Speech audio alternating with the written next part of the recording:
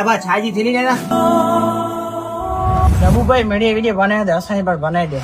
नहीं भले हेलो ये भुज शहर में अचेली जिलानी स्टोर यानी अमूल पार्लर हेडा आके अमूल जी तमाम आइटमू मिली वन्यू અને છાય તો પોચો જ ને જામ પયું હોય કેમ્પાજી ટીન ડબ્બેથી કરે અને લીટરજી બોટલ સુધી તમામ સ્ટોક ફૂલ पियो है।